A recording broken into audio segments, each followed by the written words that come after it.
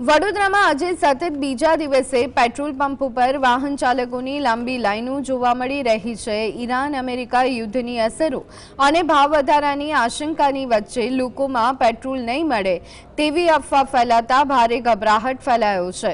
જો કે ગઈકાલની સરખામણીએ આજે ભીડમાં થોડો ઘટાડો થયો છે।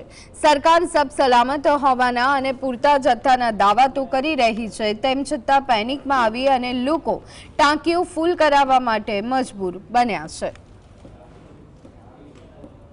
લાઈનો દેખાય છે એમની રીતે લાઈનમાં ઊભા રહ્યા છે, બાકી કોઈ તકલીફ છે નહીં।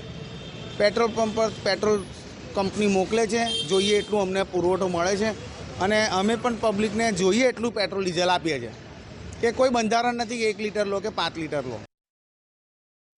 મેં તો 300નું જ નખાયું છે ખાલી। પણ 300નું બી નખાવું એ તમને ચિંતા તમારી વધી ગઈ છે, કેમ પુરાવું પડે? બધા જ અત્યારે પેનિક થઈ રહ્યા છે કે નહીં મળે એટલે મેં નખાવી દીધું 300નું। શું માઇન્ડમાં છે? સવારથી શું વિચાર ચાલતો હતો? સવારથી તો ગવર્મેન્ટે તો કહી દીધું કે સ્ટોક પૂરતા પ્રમાણમાં છે, પણ અહીંયા ટ્રાફિક નહોતી તો મેં કીધું નખાવી દઉં, સાંજે નખાવાનું તો અત્યારે નખાવી દીધું।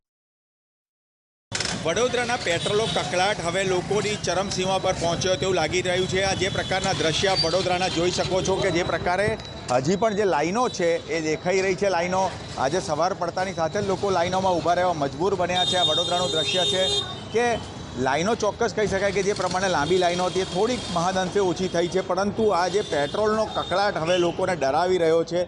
સરકાર કહે છે સબ સલામત, પણ લોકોમાં હજી પણ પેટ્રોલ નહીં મળે એનો ભય કદાચ હશે અને ભયને કારણે જ લોકો પેનિક થઈ રહ્યા છે।